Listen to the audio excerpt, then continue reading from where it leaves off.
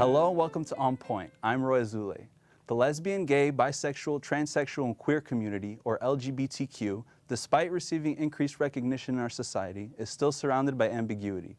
Some of its members don't identify themselves as strictly gay, lesbian, male, or female. The genders and orientations of the LGBTQ community have been described as falling along a fluid spectrum. Activists are trying to clear up the confusion by educating the uninformed and shedding light on this often misunderstood group. On Point's Bautista has more. Thank you, Roy. With me today, we have Orion, coordinator of Trans Awareness Week, Sarina Loeb, coordinator of the Pride Center at CSUN, and Pasqual, a CSUN student who is part of the trans community. Thank you all for being here today. So I'd like to start with you, Mar, and with the first question, what does being transgender mean? For me, transgender means that I've been able to, I guess, choose an identity that was not assigned to me at birth. So I was assigned female at birth, but I currently identify as non-binary, which means that I don't identify as either male or female, but my gender kind of lies outside of that binary. Right. And Sarina, do you have anything to add to that about what being transgender means?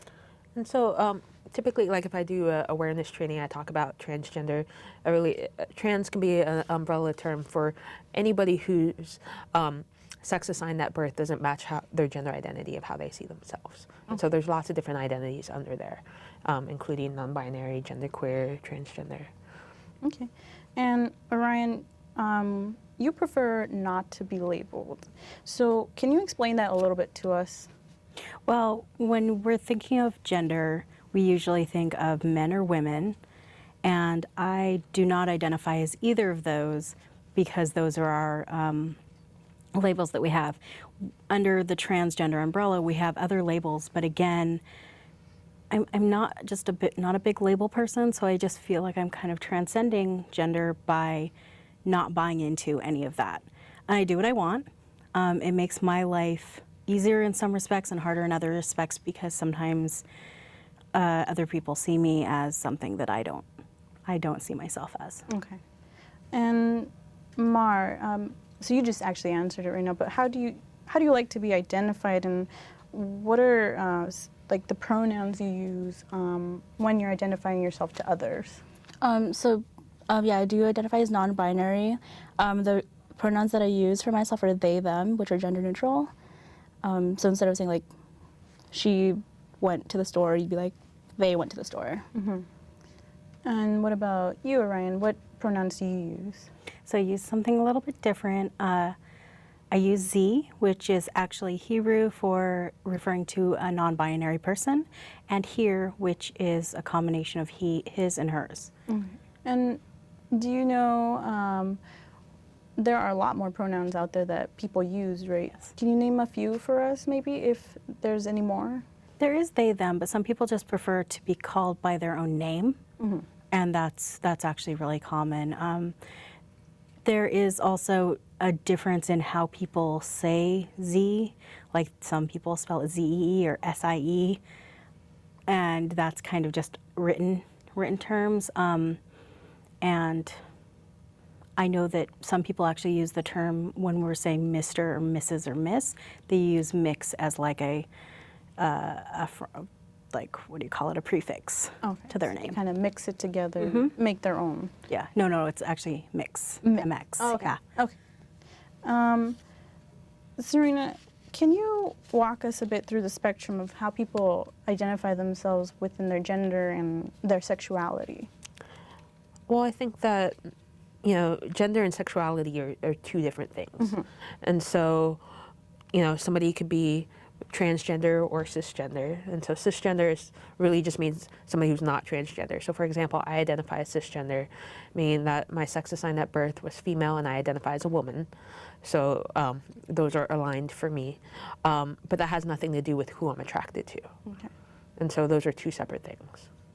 And can you elaborate maybe or go a little further into like just a spectrum in general, like how people can identify as gay or lesbian? Like, how like? And so there's many different sexual and gender identities. And what's most important is really how somebody self-identifies as. So it's not so much important for me to look at this definition and go, oh, that's what Mara is, or that's what Orion is. It's really how somebody self-identifies, whether it's gender identity or sexual orientation. It's really how somebody self-identifies. And so there are many different sexual orientations, whether it's heterosexual, gay, lesbian, asexual, bisexual, pansexual. I could keep going, but there's lots. Yeah. And so really, what's important to keep in mind is one's gender identity is independent from one's sexual orientation. So these two are not dependent on each other. Okay. So everybody has a sexual orientation and everybody has a gender identity. That's good. So, Mar, my question for you is, when did you first know you didn't fit into like society's cookie cutter gender roles? It started actually when I was really young. I think I was maybe 6, maybe younger. I grew up in a really conservative, traditional Asian values kind of household, and they had very clear ideas of what gender roles I needed to someday fill, what I was supposed to look like, what I was supposed to wear, what I was supposed to say, that sort of thing.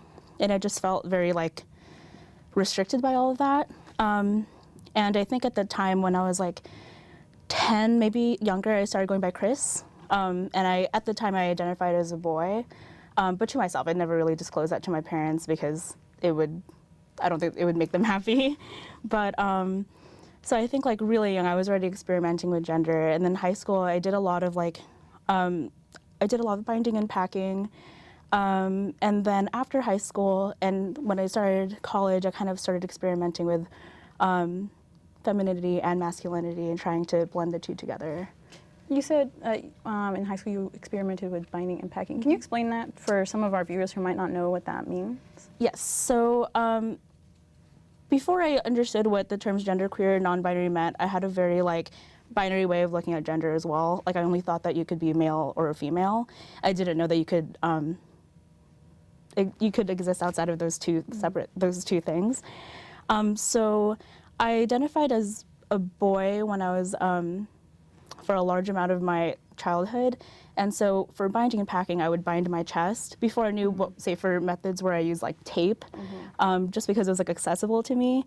And packing, I would stuff things down my pants and give the illusion that I had a penis. So, Sarina, is this usually the binding and packing? Do a lot of people go through that from what you've seen or at the Pride Center, in your studies and your research? I mean, I think it's very individual. Everybody's different. And so, I think that probably the two of your experiences are probably more experts than I am. But in terms of identity, some people may identify as a trans man. So sex assigned at birth, female identifies as a man. Some people will bind or pack, some won't. It's really, some people will want surgery and some won't. Some will want hormones and some won't. And so it's really very individual to how that person identifies and what that person has access to. Okay. Now, Orion, when did you first know that you didn't fit into this gender roles either? I was always an odd child in general, but I kind of grew up out in Washington State, kind of out on a farm. We didn't really have any neighbors.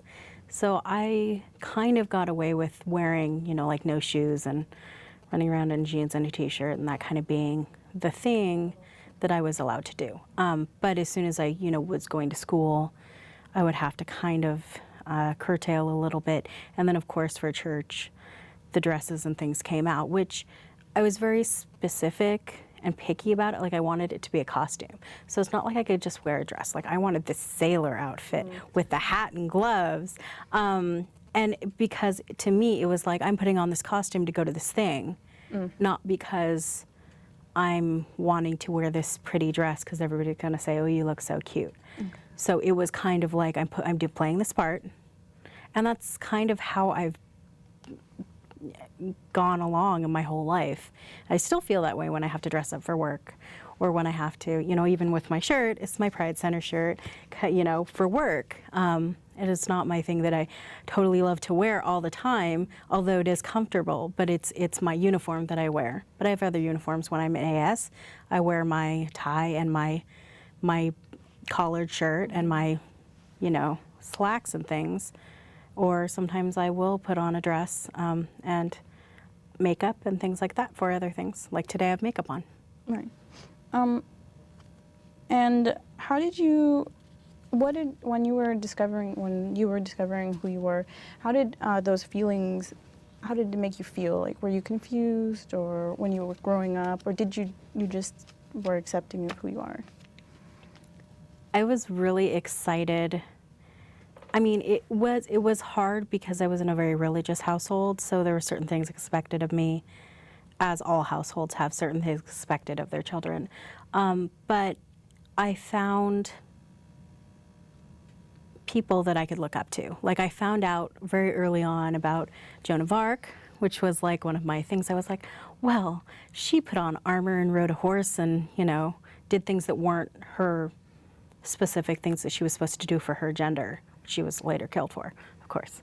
But also a lot of characters on TV that were kind of like bent those gender roles, like Pippi Longstocking, really didn't fall into like the girl category, because even though she was a girl and wore a skirt, like she rough and tumbled, and I was able to find other things like, the women pirates and things like that. So a lot of my because we didn't watch a lot of TV, a lot of mine was actually looking through history books and looking through encyclopedias and finding people in history that are like, okay, I'm kind of like that. All right, I totally get it. And I've still actually continued that research to today. And Mar, the same question for you. How did your feelings, your discovery of yourself make you feel within your family and growing up in general? So, it was not always easy. To this day, my parents, I've tried to tell them, but I think that there's something lost within the language barrier and their cultures that are so different from each other. So they try to be supportive in ways that they think, will help me, but I don't think they really fully grasp my identity or how I identify. Growing up was really confusing for me, again, because of like the different like expectations that they had for, I guess, me, my sister, and I. And it was really confusing too, because I also had like a super religious like household. I even went to like Catholic school for years. So that was really difficult to navigate through. And I think that it started getting easier in college when I found out more about like the trans community, and I really was able to, I guess the self-identifying was really stressed by so many people, and I thought that was incredible. Like the ability to decide who you want to be, instead of like just being forced into boxes that have been spelled out by so many people. That freedom was really great for me. So I think in college it got a lot easier. How, when you were discovering who you were, of course, did you ever try to talk to anyone outside of your family about it? Well, a little, sort of, but it was never any. I think most of my feelings were just like, oh, I'm just a tomboy. I didn't really like tell anyone that I thought I was like an actual boy. And I don't think I really had like full conversations like this until college, because I just didn't have the language and I didn't know what anything really was. So it's hard for me to construct conversation when I was still kind of floating around. Orion, did you ever try to reach out to anyone else about how you felt growing up? Actually, pretty young. I mean, in high school, I had a friend that we met really quickly, and she was trans. So we hung out a lot together, and we had a lot of commonalities. And I wasn't really at home after 16. Once I could drive, I didn't really live at my parents' house because of our conflicts of religion. So I lived a lot with her, and I lived with friends and things like that. So, but I found my tribe. I found my people. But actually going back, I kind of researched on Facebook, because you can do that, stalk people. And my group of friends in middle school, before we even kind of talked about our orientation or our gender identity, my core group of friends, only one of them is cis and straight. The one is trans and two are gay. So it's really kind of interesting how that worked out, that we found each other and we never actually had a conversation about that. You said that you wouldn't really go home as much when you were 16. And so did your family know that you weren't really, I guess, what they expected you to be? Did they not like it, or did they have, like, how did they react basically to you being who you are? Well, I mean, the only words that I had was I was having a fight with my mom about something or another, and I told her, oh, I think I like girls, and she told me that's of the devil, and I decided that that was not something I was ever going to talk to her about again, which I have kind of talked to her since, but that's actually not the whole truth, because of my gender identity is not just about liking girls. It's about coming from a whole different angle than how I was brought up to, like, pray for my future husband and things like that. I'm like, well, that kind of thing. So what about romance then? Is there any way you can explain, like, the difference or the connection between, you know, how you identify as a person and then who you're attracted to? Is there, there is a difference. And so since you identify as you do, does it obscure, like, who you're attracted to? Or do you change, like, who you're attracted to? Or is it like I'm attracted to girls or I'm attracted to boys? Like, you don't have a specific, like, you don't stick to one, like a gender that you like, I guess. Well, okay, so that's kind of an interesting question. I don't stick to a gender, hearts not parts, because I feel like I can work around anybody's parts, as far as I'm concerned. Like, I can figure it out, whatever. You know, that's what you have talking. That's what words are for. But I don't have, I mean, there are certain types of people that I am more attracted to than others. I tend to be attracted to trans or non-binary people because of the commonality. Right. But it's not always 100%, and, like, who I'm dating right now isn't necessarily what people would, he's very conservative and very, like, not what people would think of me with being with somebody. Like, I'm the colorful peacock, and he's just like that dude. You're like, who is this guy? Yeah, so I mean, it's but because my sexuality, you know, a lot of times it's like a woman is attracted to a woman, so you're a lesbian, but because my sexuality isn't linked to my gender identity, I don't have that kind of sexual identity. I'm just queer, and whoever I like, I like. And Mar, the same for you. What is your romance like? I also identify as queer, and I'm also poly, which means that I can be in several relationships at once. I don't have, like, I can have multiple partners. I'm typically not attracted to cis straight people. I mean, if it happens, I mean, it's happened before, just once. So if it happens, it happens. But usually I'm attracted to people who are queer and people who are also trans. Now, I know that both of you belong to the sorority Gamma Rho Lambda, Mar and Orion. Can you explain what the sorority's mission is and who joins the sorority? Well, Gamma Rho Lambda is an all-inclusive queer sorority. Our focus is on socialization, but we also do a lot of philanthropy, and we talk about our queer things. But the people who join are everybody. We have cis straight people, and we have queer trans people, and we have straight trans people, and we have everybody else in between. We do, because it's a sorority, we have certain limits where you have to, right now or at some point in your life, have identified as a woman. But that means that it pretty much opens it up to anyone that does not identify as a cis man. Yeah. Sarina, what other groups are there on campus that are inclusive of all genders and sexualities?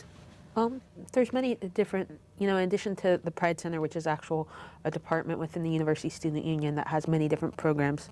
In terms of student clubs, there's LGBTQA, which is an inclusive club.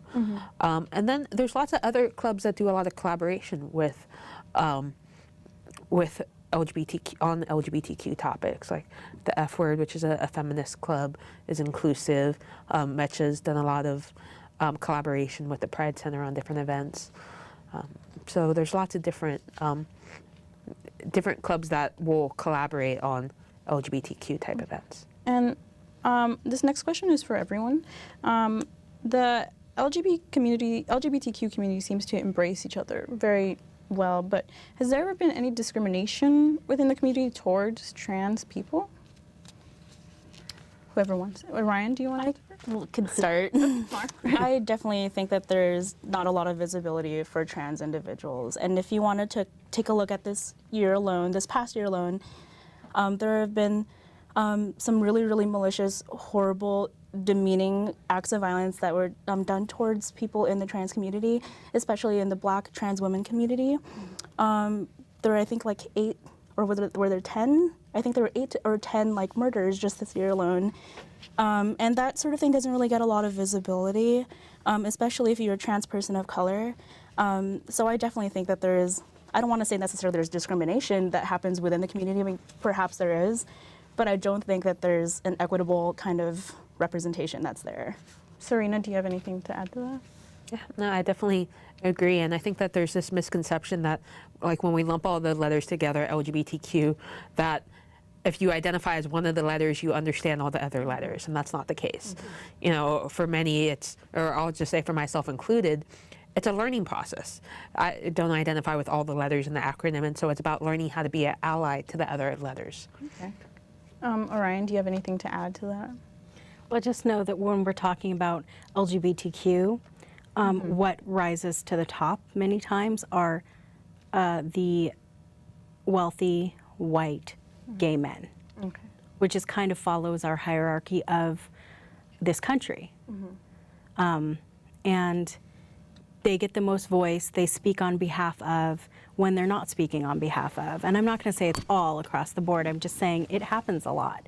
So when we're talking about trans people, especially trans people of color, and because I'm not a trans person of color, I feel like I do need to say this, but we do need to pay attention that we have intersectionalities of identity, and someone can be trans and be gay. Someone can be trans. There are trans men that are gay. There's trans women that are gay, you know? So that can happen, but it's someone's personal, how they identify. And they're not always respected across all lines. Now, this week, CSUN Pride Center will be hosting the Trans Awareness Week. So what are some of the events, Orion, that will be taking place that people should know about? Well, Thursday night, the 13th, we have Ian Harvey. He is a trans man comedian, and he opened for a year and a half for Margaret Cho. And so that is a free event. It starts at 7:30 in the Northridge Center, and it'll go till 8:30. And we would love to see everybody there because it's free. We're gonna have some snacks and coffee, and come get your laughs and learn a little bit on the way.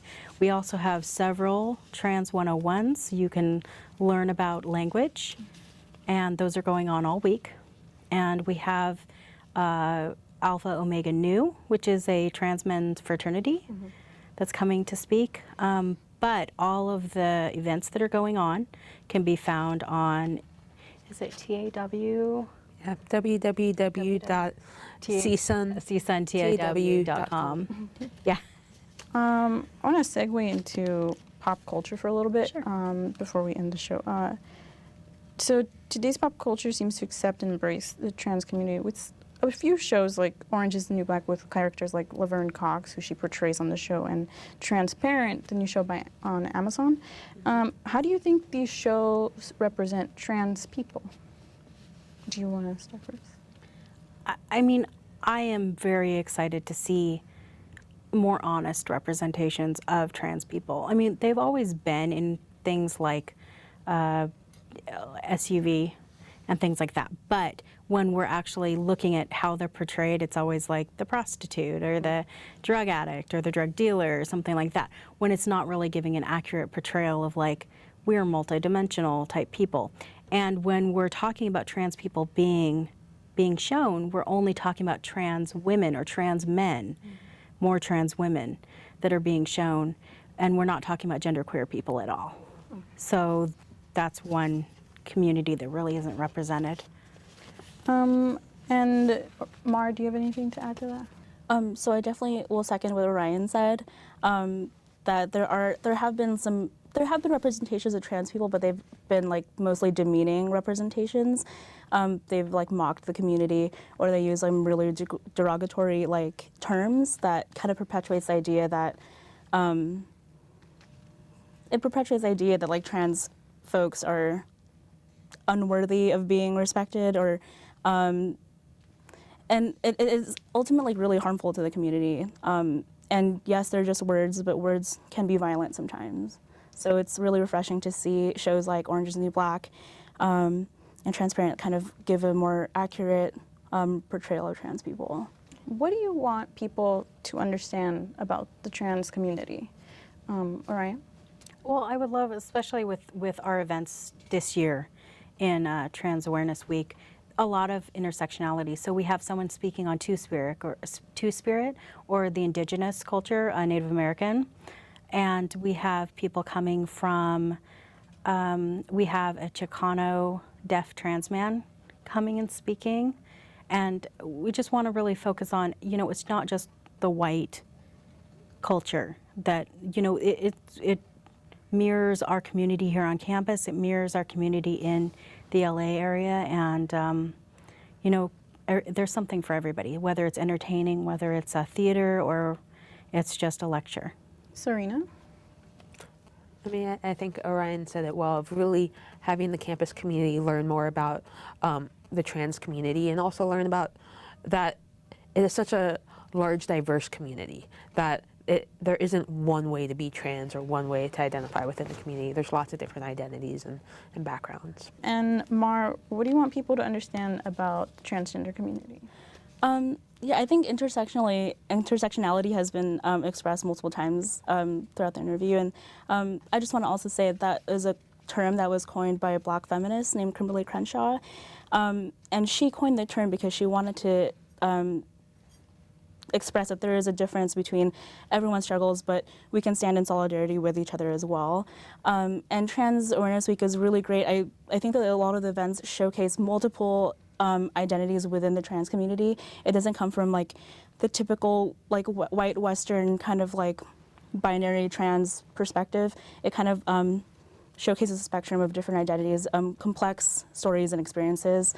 And I think one thing that's also really, really important about the trans community that I want people to kind of understand is not to assume how someone identifies. Just because someone presents more masculine doesn't necessarily mean they identify as a man or use he, him pronouns. Someone who's femme doesn't always identify as female or use she, her pronouns. It's always a great thing to ask. I'd like to thank my guests for joining me. Thank you for being here today. Thank you for having us. Thank you for watching On Point. You can follow us on Twitter and Facebook by searching CSUN On Point. You can watch us on LA 36 Saturday mornings at 8:30 and Sunday mornings at 11:30. You can hear us on KCSN 88.5 FM on Sunday mornings at 5:30. For all of us here at On Point, I'm Roy Azoulay.